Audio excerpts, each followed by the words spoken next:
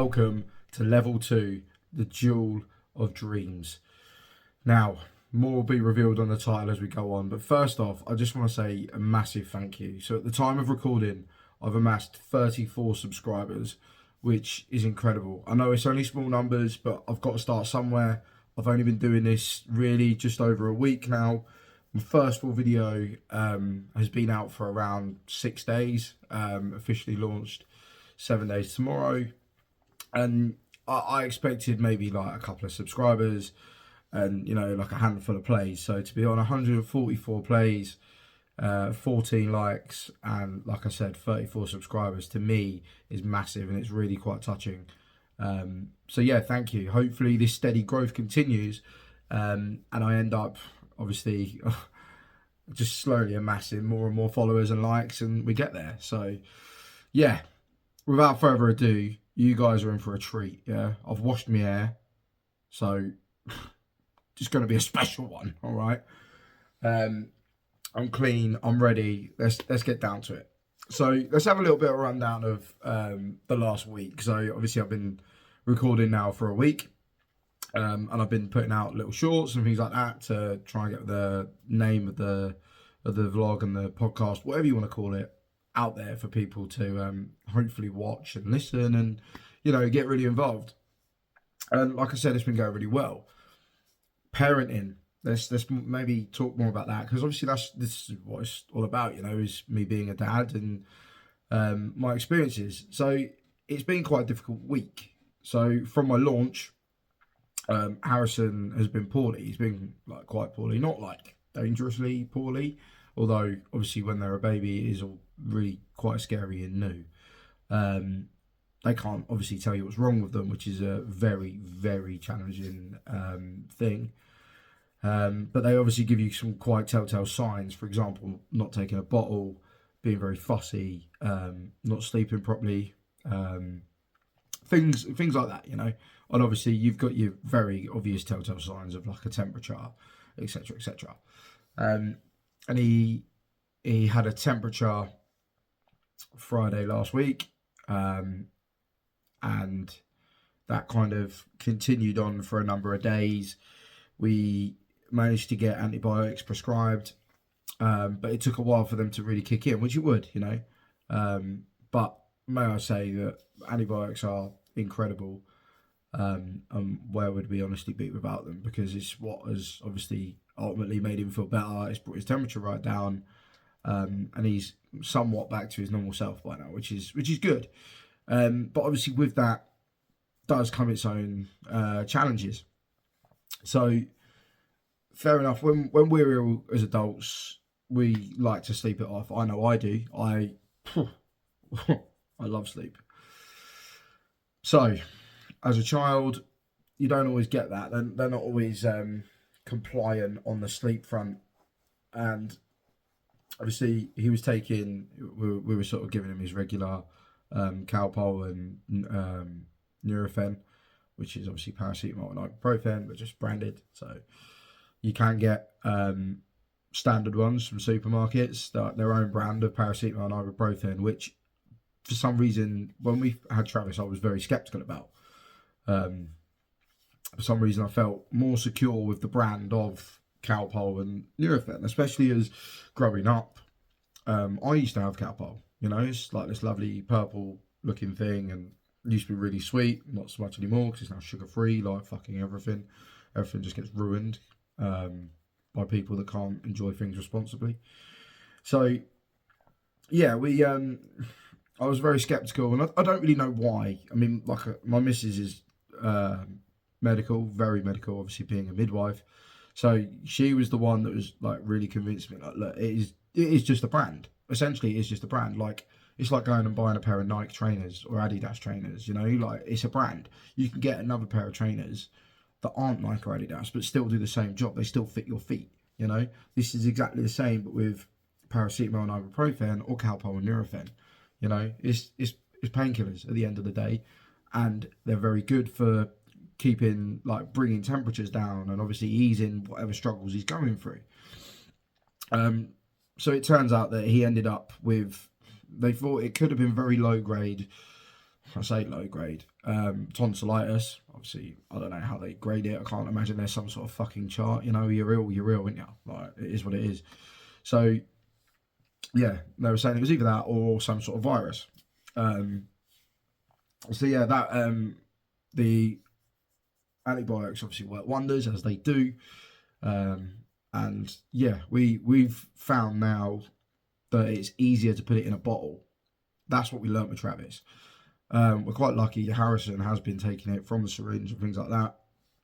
But like as a fail safe, put it in the bottle. 9 times out of 10 he drinks the bottles. However, with this, he went off his bottles. Not fucking ideal. Let's be honest. So when a baby's not drinking his bottle, or he's only having little bits, putting it in a bottle is hard work. So then you then are resorting to having to obviously give him it for a syringe, which you're often supplied with the big brands. And these are very good, I must admit. The syringe over the tiny little medicine spoons at like 2.5 mil and 5 mil on the either side, you know, the little plastic things. These are much better for, like the syringes are much better for administering the dose that you need. But you can also do it in stages. You know, when it's on a spoon, you're pouring it in, you can't really control it. With a syringe, you can be very slowly with it. And you can give them in little micro doses. And I found that personally was a lot easier because Harrison clearly doesn't enjoy the taste of it, but we were giving him like the Calpol, the Nurofen and things like that very slowly off a syringe, and it really, like, it helped, you know, and it's what they need. Ultimately, it is what they need. You don't, I don't advise taking medicine just for the crack, or like, I'm personally trying to reduce the amount of painkillers I take. I suffer with headaches and migraines and things like that, and when I get them I usually have to take something, but with the headaches I'm trying to manage that by just drinking water and things like that, and trying to be more proactive than reactive. But in certain cases, like obviously babies and young kids and things like that, it's hard. It's hard to do things like that. So in certain circumstances, yeah, I feel they do have to have some sort of medicine. So the early days of the illness, and this was what's hard, right? I implore, before we go anywhere, I don't even know if that's a word now. I encourage anyone that's young and about to be a parent, and I'm looking you dead in the eyes here. If you're young, about to be a parent, you know you've got one on the way, make the most of your sleep, right? We all take sleep for granted. I did. I used to take a little lay in on a Sunday, doing nothing, for granted. When Mickey Flanagan, if you've ever watched his stand-up, goes on about doing fuck all, trust me, you will regret being able to do fuck all. You don't get a chance. So sleep is part of that doing fuck all process. Enjoy your sleep. I took my sleep for granted. I miss sleep. I miss sleep. I've said it. I miss fucking sleep, all right? I don't get a full night's sleep. I haven't had a full night's sleep in 4 years. That's no bullshit. I haven't. Even on the rare and odd occasion that we don't have the kids, and we've had a night apart, me and Kirsty, or Kirsty and I should say, it's terrible English. I haven't had a fucking full night's sleep because you lay awake and you're like, shit, where's the baby? Oh wait, hang on, no, we're actually going to be enjoying time for ourselves. You can't fully switch off, and when you go to sleep and you think you've had a full night's sleep, you don't, because your mind, you're almost like subconsciously listening for your child to wake up. All right. And there is some sort of science behind this. Personally, I don't know it, but all I know is I miss fucking sleep. All right. And when the kids are ill, either one of them, you miss it even more. All right. So what Kirsty and I do, and this is the only way that we've found able to deal with this, is we will go to sleep, and it's hard because we want to get an early night, but at the same time we don't see a lot of each other because of my work, and obviously Kirsty when she's back at work as well. We don't always see a lot of each other. So I miss and want to spend every waking moment I can with her. And bedtime is the only time we get to do that, when both kids are asleep, blah, blah, blah. But you know when something's brewing, and you know that something's going to go down. Excuse me. So we were like, right, he's obviously poorly. We need to get an early night. So we both try and switch off. I struggle with this more, I must admit. Kirsty's out like a light, little bit of hair tickles, bush. In the land of the fairies, right? Sweet. So I sort of lay there. I managed to get like an hour or something, then bang, he's awake. It was about midnight, something like that. Tried a bottle, won't take his bottle. Sweet. Can't settle him. Okay, cool. Kirsty's trying frantically, I'm trying frantically. And the thing is as well, because it's such an intense, stressful environment, you get each other's throats, which doesn't help, but it happens. This I have no answer for. I try and stay calm, but when you're tired, it's very difficult. It is very difficult, and Kirsty will admit that. So I was like, right, I'll take him downstairs. You know, it's cool. I'll take him downstairs. It's not the end of the world, and I'll be awake. You sleep, right? You get some sleep, and then come and relieve me in like an hour or something. You know, just you get some sleep. There's no point both of us being awake and stressing, because it's not going to help either of us. Plus, we've still got Travis that needs sorting out as well, and we'll need sorting out in the morning. So we took it upon ourselves to kind of like split it in half, you know, and yeah. So there was a night where, yeah, like I said, I've taken him downstairs. I was down there for nearly 2 hours, and he's not himself, but he wasn't completely miserable until we got like towards the end of that sort of 2 hour stint. And I was like, right, well, I know he's not going to take a bottle, but I know he needs one. So, and he's got this awful habit at the moment of you have to play like a game of dummy, bottle, dummy, bottle, bottle, dummy, blah, blah, blah, blah, blah, blah, blah, blah. And then so eventually he goes, actually, yeah, I did want this bottle that you can clearly tell he's wanted for the last 37 minutes, but he plays up, you know, kids, it's wicked. So you persist, and you know the game that we're playing, blah, blah, blah. And let me tell you, the relief when he took that bottle from me at 3:37 or whatever the time was, when you're trying to think of everything you can to keep your eyes open, is yeah, it's a relief, I must admit. So then I took him upstairs. Yeah, I've managed to get an hour or two sleep, and then I'm off to work. That's the harsh reality of it. And I feel bad because I know Kirsty's got him for the rest of the duration, and there's not really a lot I can do. Work are fantastic. If I do need to go, I'm always told family comes first, which is fantastic. But family comes first, but the money doesn't stay with that. It's not like they're going to pay me for the full day if I've been there 2 hours or if I've been there 8 hours. And ultimately, financially, is why we're at work. That's why we go to work, and you know, it's what supports our family. So we're both very mindful of that. So yeah, it's a shit situation. And then plus as well, I'm also at work trying to run my section, my task, my job role, and manage other people, including myself, and try and converse with people, which is fucking hard when you're tired, to not just be an arsehole. And I try and pride myself on not being an arsehole. Don't get me wrong, I can be. I'm a human. Everyone can be an arsehole at times. And I really try not to be at work, because I appreciate no one really wants to be there. We're doing it for the money, you know? So, yeah, it's very difficult to try and function to your full and best capabilities. But you do, you know? And then I know that when I get home, it all just repeats again. I come home, Kirsty's very stressed and upset because he's been obviously very challenging. Plus, we also have Travis to look after, which is hard as well. And he doesn't really appreciate or understand yet that Harrison's poorly. So it's very difficult. So yeah, and then we just know that bedtime it's going to be rinse and repeat, and you know, we're back to no sleep, and one of us is having to get up and sort out obviously either or both children, and it's hard. It is hard. There's no bones about it. But I still would not fucking change it. These are just little hurdles that you have to get over in life and deal with, and we will. You know, I know we will, because we're a great fucking unit and we work well together as a team. Don't get me wrong. You don't think that at fucking 3 o'clock, 2 o'clock, 1 o'clock in the morning when you're both knackered and the baby's crying and all you want to do is sleep, and then you're getting at each other because you think, fucking, you do something, and I'm thinking, well, you do something, and she's thinking, well, why haven't you done something? And I'm thinking, well, I don't know what to do, and it's wicked. Honestly, if you're waiting for kids, it's wicked. And if you've got kids, then you clearly know, you know the crack. And fair play to anybody that's a single parent, because I don't know how you do it. Because without Kirsty, I don't know how I'd do it as a single parent. I really wouldn't. It's challenging. It's difficult. Now, the reason this episode is called The Duel of Dreams, I wanted to call it like the battle of bedtime and things like that, but I thought it was a bit too sort of daunting. But to be fair, it is daunting, you know, and it is a duel, it is a battle, and it has been ever since Travis sort of came along.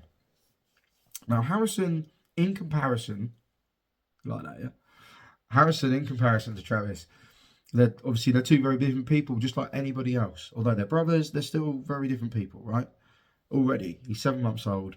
He sleeps so much better than his brother. Don't know why. No, probably never will know why. All right, but he does. At the moment, we're quite fortunate. All right. Now, don't get me wrong. There's certain things we have to do. There's certain things that we've figured out that work. Some of them are insane. I'll touch on this now because for those of you who don't know, I have no script with this. This is completely unscripted. This is all off the cuff. This is literally just coming out of here. I have an idea of what I want to talk about, i.e. a title, and I just run with it. Because if I'm reading it off a script, it's going to be too, I'm not very good with a script. It's going to be too robotic. So you just got to run with my ideas, and it's going to be a little bit chaotic, but it's worth it. I hope. So there's things we've learned already with Harrison that he likes. White noise. And a lot of babies do like white noise. And what I mean by that, it's not the Disclosure song, although it's an absolute banger and it slaps. What I mean is like the Hoover, the hairdryer. Noise that you think, fuck me, how the fuck can he sleep through that? Trust me, they do. So, things like that are wicked. Get a Spotify, and get an Alexa. That is a massive, massive win for us. An Alexa in the bedroom, in any room where the baby is going to be, or any of your kids. Because you can just be like, Alexa, play white noise. And she'll give you this spiel about paying this premium for 12 hours of uninterrupted premium quality white noise. White noise is fucking white noise, man. Just play it.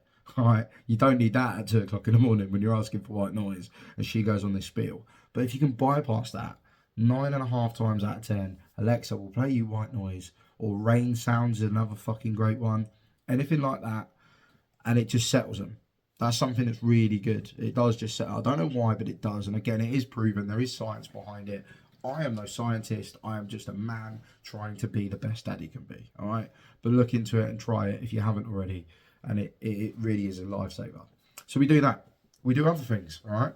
Another thing that we do is obviously we hold them and we rock.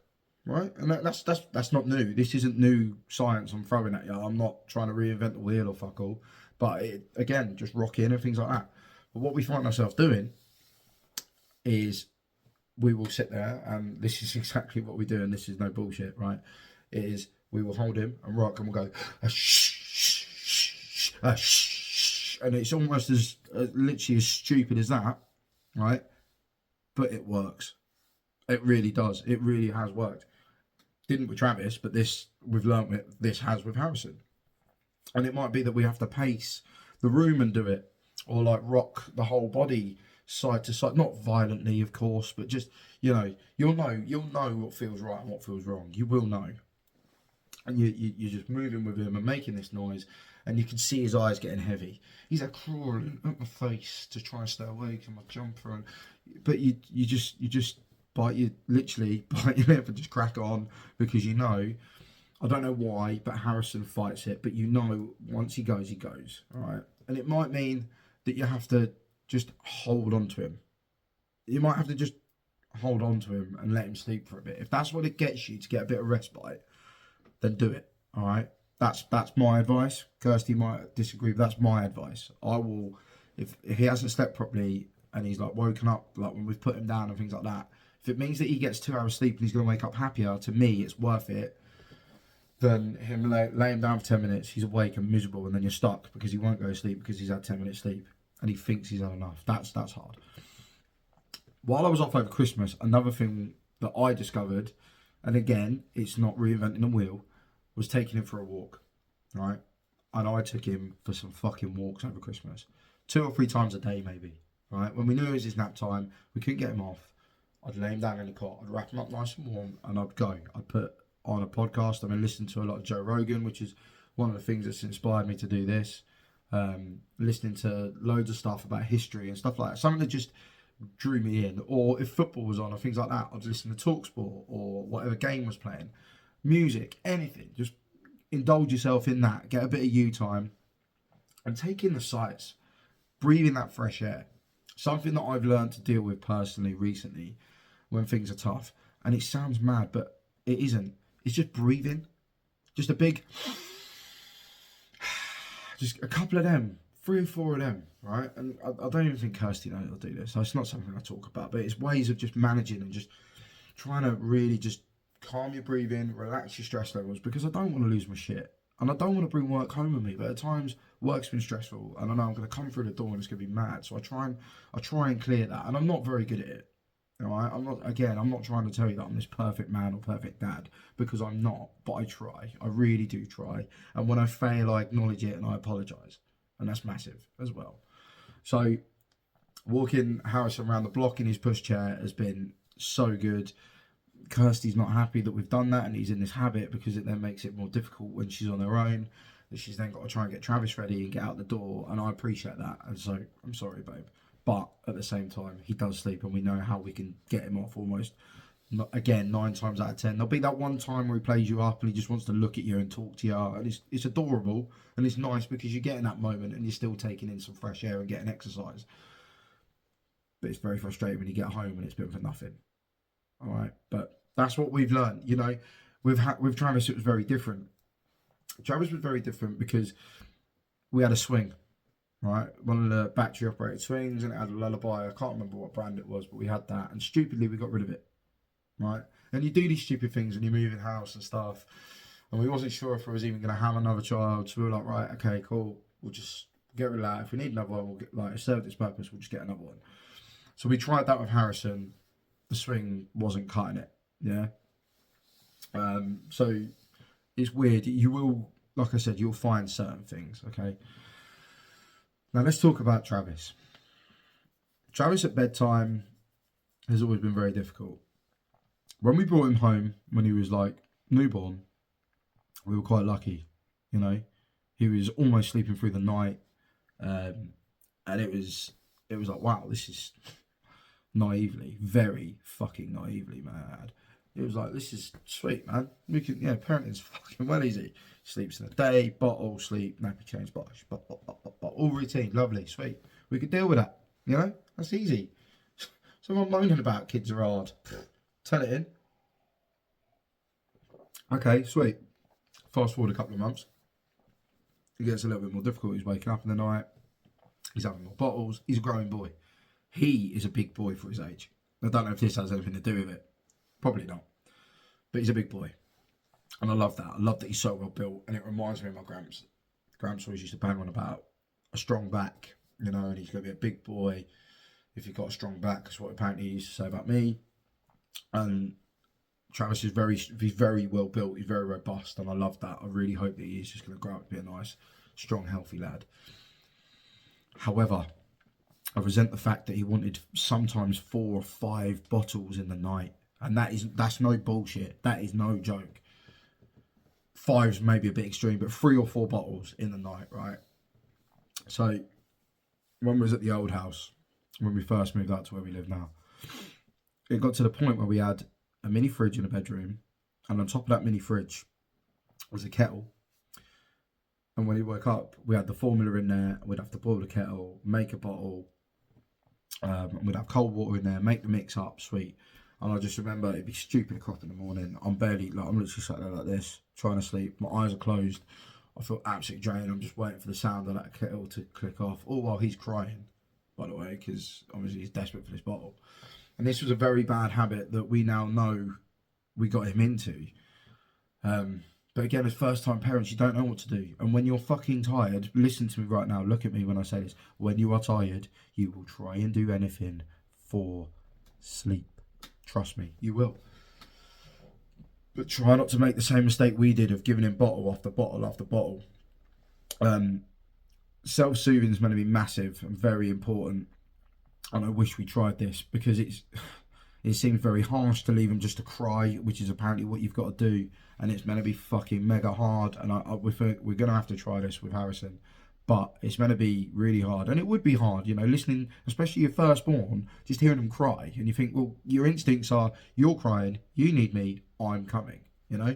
Because I made him that promise. I've made both my kids that promise when they were fucking tiny in my arms when they were first handed to me, that I will always protect you, I will always be there for you. So your natural instincts of a parent are, you're crying, you need something, I will give you what you need, right? But it obviously got to the extreme where, like I said, he was waking so often, every 2 or 3 hours in the night, wanting a bottle. So then Kirsty and I were having to do that. And when I look back, I don't know how I did that, because Kirsty was knackered. Kirsty was exhausted. So I was doing some of those feeds, not all of them, granted, but I was helping out as much as I could when I could. But then obviously having to go and do a full working day, and that was difficult, seriously difficult. But it doesn't end there, okay? So with Travis, obviously he's our eldest. He also has always had issues with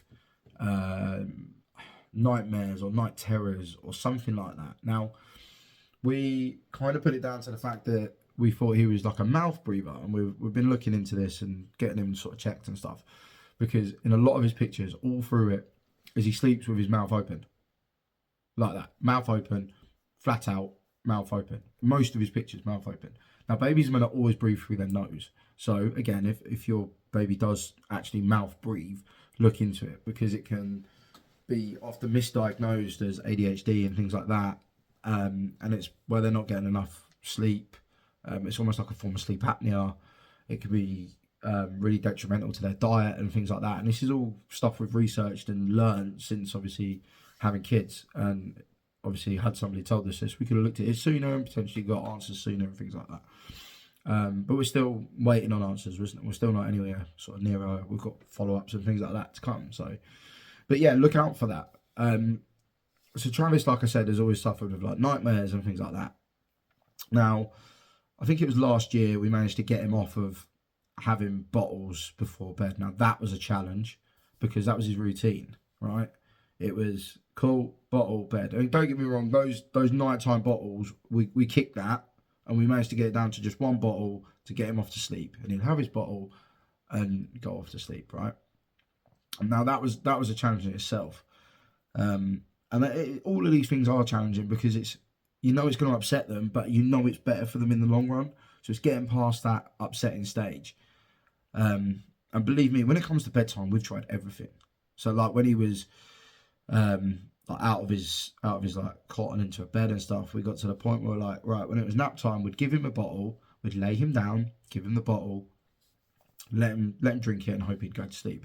But it was so like potluck, you just I'd leave him up there and I'd come back downstairs and you'd listen to him on the monitor drinking it, and you could hear him, and you just think, please go to sleep, please.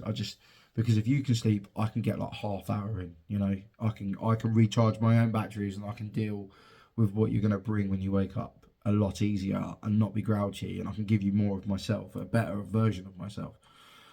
But then you'd hear his bedroom door go because he's drank his bottle and he's not going to sleep. So things like that are hard, yeah, there's just things like that I have no answer for. It was difficult, but you get through it. So when we got him down to the one bottle, it didn't change his sleeping at all, really. He'd wake up, he'd shout for one of us, would go. And this is another thing we've got into a bad habit with, which we're still in now, is we'd run to him and get in bed with him. One of us would get in bed with him, usually me. And I still do it now. But again, you will do anything for sleep, especially when you know you've got work tomorrow. I have an hour's drive to work. I usually do at least a 10-hour day, if not longer. And then I've got an hour's drive home. You'll do anything for 10 minutes sleep, all right? Even if I get to work 10 minutes early, I'll have a 5-minute nap if I can. Don't get me wrong, it's not all the time, but sometimes I need that, You will do these things. So, with Travis and his nightmares, some of them were quite strange.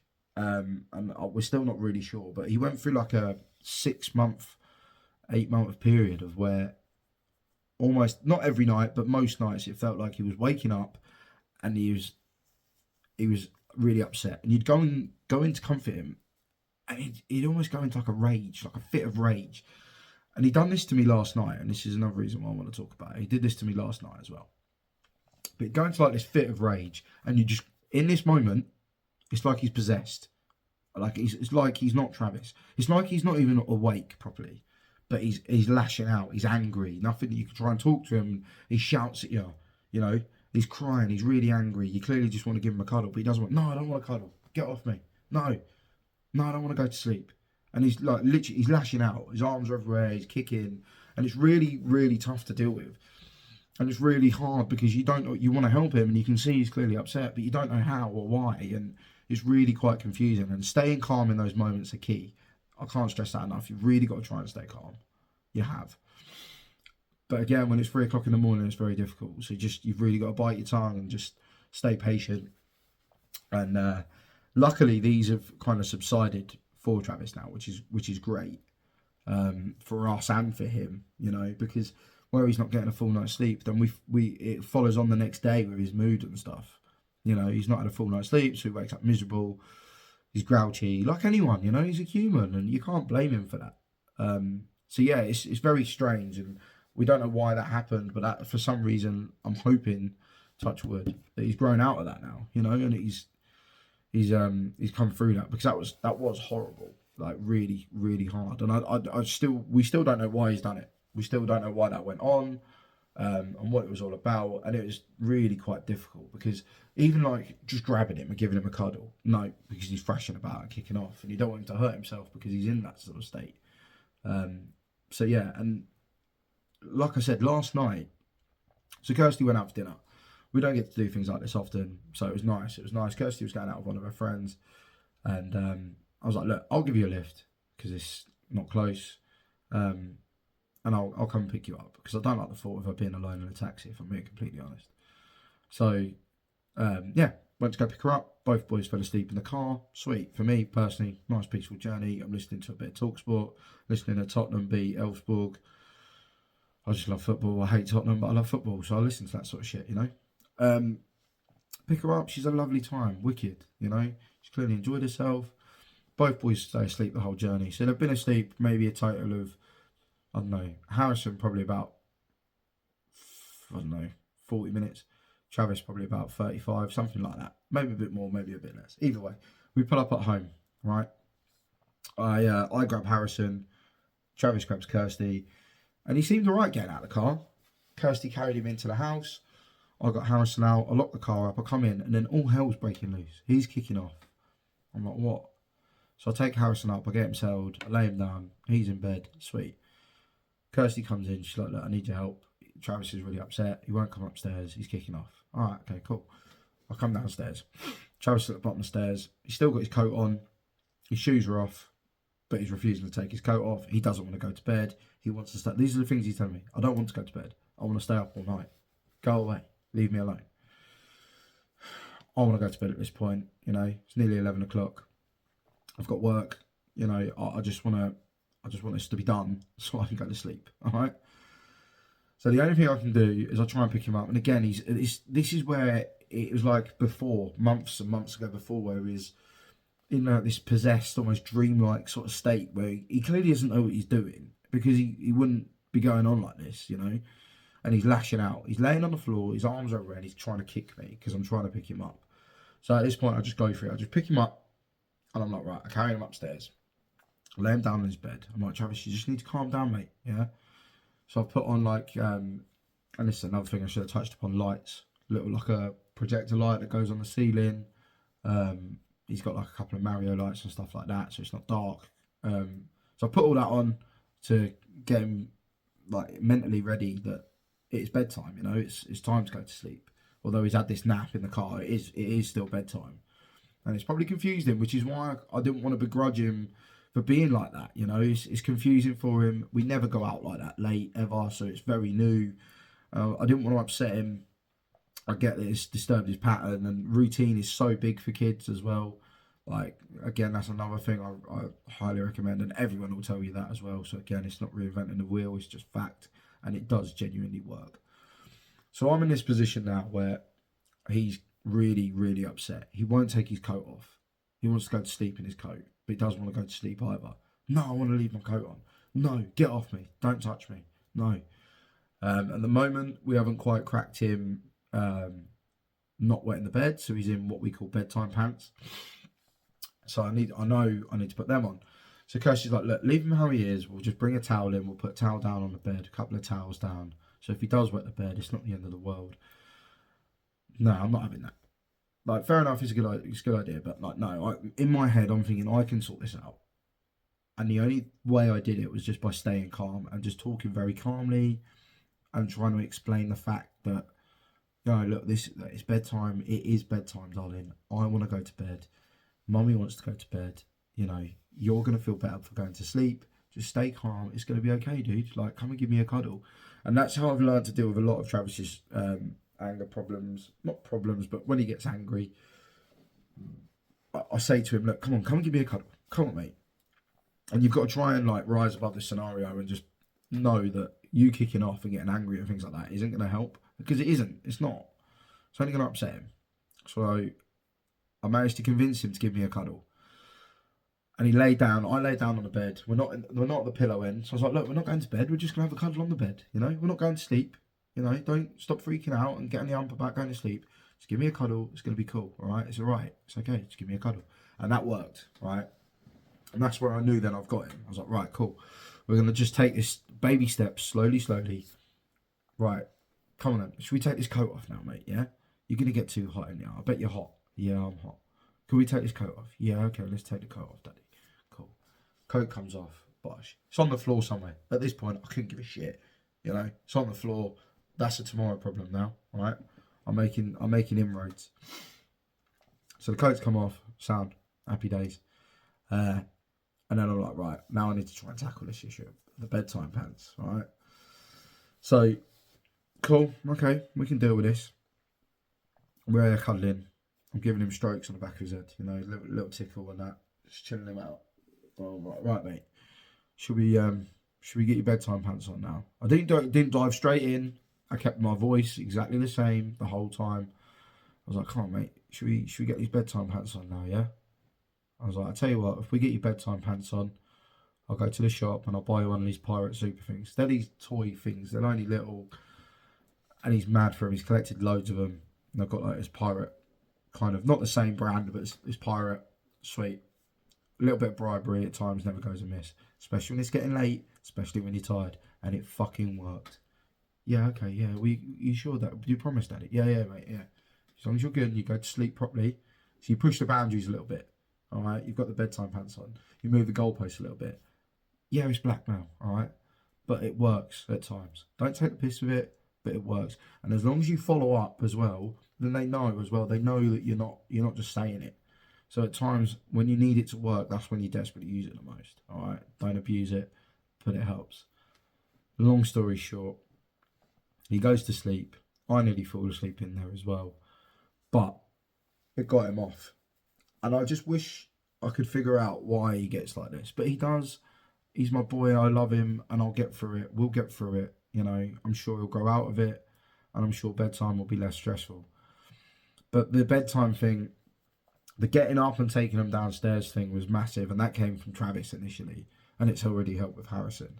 It does seem backwards and counterproductive because you're getting up and, but to me, for them, it's like a reset. It's trying to, when they're really emotional and like they're beside themselves and stuff like that, and you can't settle them, take them out of the scenario that they're in, take them out of the setting, get them into a new setting. At times you might be able to only be down there for half hour. You might be able to get a bottle down them or something like that. Bosh, they go to sleep. You can take them back up, but just try it. Try something like that. All right. So yeah, that's the Duel of Dreams. That is my take on bedtime. Please keep up the support. I really appreciate it. I'm going to be nothing without you guys. Please like, share and subscribe. Please tell your friends, their friends, your cousins, your colleagues, everything, your pets, anyone. Just get them listening, please. And thank you, thank you, because it means a lot to me. And it's nice to talk about this stuff as well. And like I said, if I just help one person in all of this, then I'll be happy.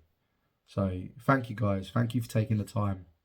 I look forward to hearing the comments as well. Drop the comments and stuff. And yeah, take care. I'll see you guys soon. Bye-bye.